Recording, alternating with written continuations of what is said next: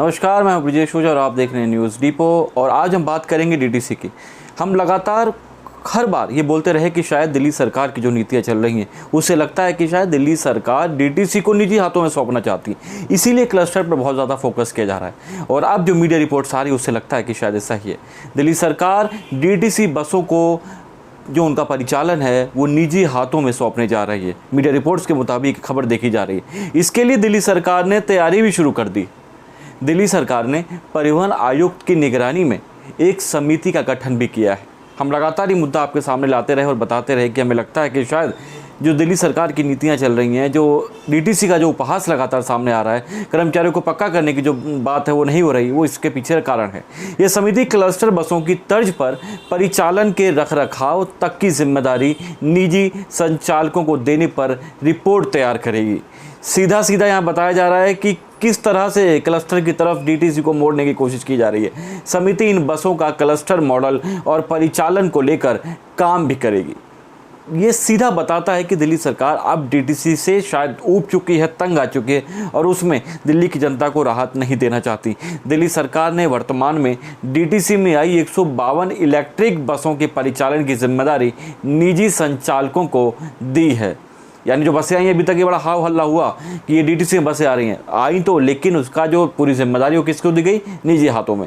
इसे डीटीसी के पूरे बेड़े का परिचालन, इससे पूरा जो परिचालन है वो निजी हाथों में सौंपने का ट्रायल माना जा रहा है। यानी अभी ये शुरुआत है और इसके बाद अगर ये सब कुछ रहा तो, और ऑब्वियसली रहेगा क्योंकि सरकार का सपोर्ट रहेगा, तो निजी हाथों में जा सकते हैं। क्लस्टर मॉडल में बसों की खरीद को से लेकर परिचालन प्राइवेट हाथों में होगा। आपको बता दें, परिचालन भी प्राइवेट हाथों में होगा कि दिल्ली में सार्वजनिक परिवहन क्षेत्र में कुल 7,200 बसों का परिचालन 2 मॉडल पर किया जाता है, जिसमें 3,112 बसें एसी हैं, जिसमें चालक से लेकर परिचालक सब सरकार की निगरानी में आती हैं। यानी 3,812 बसें ऐसी हैं जिसमें चालक से लेकर जो परिचालक है वो सब सरकार की निगरानी में होते हैं। वहीं दूसरा मॉडल जिस पर दिल्ली सरकार बहुत ज़्यादा फोकस करती है और अपने पर फोकस नहीं कर रही है, वो दूसरा मॉडल कौन सा है? वो मॉडल है क्लस्टर मॉडल में, जिसमें बसों के खरीद से लेकर परिचालन रखरखाव प्राइवेट हाथों में होता है।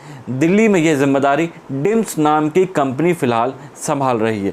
ये जो मुद्दा लगातार हम उठाते रहे कि दिल्ली सरकार आखिर डिम्स की तरफ इतना फोकस क्यों कर रही है, क्लस्टर बसों पर इतना फोकस क्यों कर रही है, उनको और साथ ही उन पर कोई ज़्यादा एक्टिविटीज़ जो होती हैं वो ज़्यादा देखने को मिल रही है। सड़कों से धीरे धीरे हरी और लाल बसें गायब हो गई, नीली और ऑरेंज दिख रही हैं। इसके पीछे क्या कारण है? तो अब ये समझ में आता है कि अन्य बसों को भी क्लस्टर मॉडल की तर्ज पर निजी हाथों में सौंपने की तैयारी है।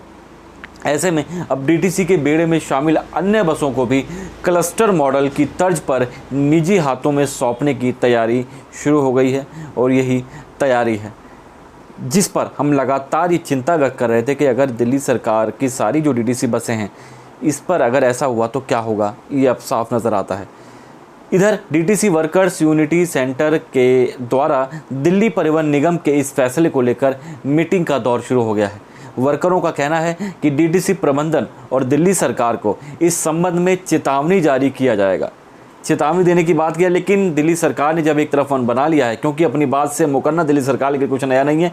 उन्होंने अपने हर चुनावी मुद्दे पे कहा कि वो दिल्ली के जो कॉन्ट्रैक्ट वर्कर्स उनको पक्का करेंगे, लेकिन मुकर गए। और आज क्या हुआ आप देख रहे हैं। डीटीसी के परिचालन से संबंधित एक कमेटी गठित हो चुकी है, कमेटी तक गठित हो गई है। और अब अगर विरोध होगा तो क्या रंग लाएगा, इस समझ से परे है। बता दें कि दिल्ली सरकार वर्कर्स यूनिटी जो है सेंटर के लगातार दबाव के बाद अब डीटीसी के परिचालन से संबंधित एक कमेटी बना दी है। डीटीसी में कॉन्ट्रैक्ट कर्मचारियों को पक्का सहित अन्य मांगों को लेकर एक्ट लगातार प्रदर्शन करती रही है। लगातार प्रदर्शन हो रहा है और इसके साथ ही दिल्ली परिवहन निगम भी लगातार प्रदर्शन और विरोध प्रदर्शन करते रही। सबसे ज़्यादा पुरजोर तरीके से आवाज़ उठाई दिल्ली परिवहन मजदूर संघ ने, लेकिन लगता है कि कुछ असर होता अभी नहीं दिख रहा है।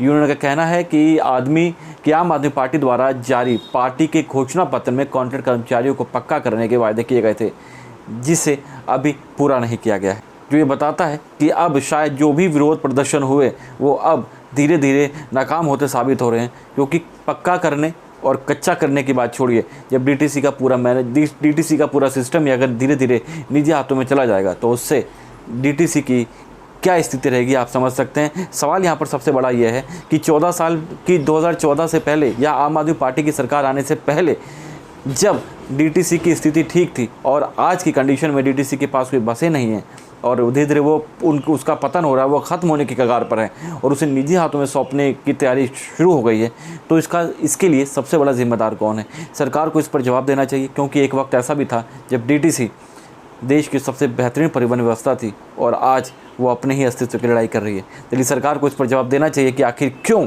और किस लालच में वो डीटीसी को निजी हाथों में देने पर विचार कर रही है।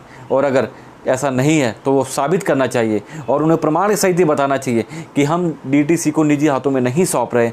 ये सब एक मीडिया रिपोर्ट्स है और गलत है। इस पर आके दिल्ली के परिवहन मंत्री कैलाश गहलोत को ये प्रेस कॉन्फ्रेंस कर और बताना चाहिए कि ये सब झूठ है, हम ऐसा कुछ नहीं सोच रहे हैं, जिससे दिल्ली के और डीटीसी के कर्मचारियों को कुछ राहत मिले। हम फिर हाजिर होंगे किसी और मुद्दे पर, तब तक के लिए मुझे दीजिए। बहुत बहुत शुक्रिया, धन्यवाद, नमस्कार।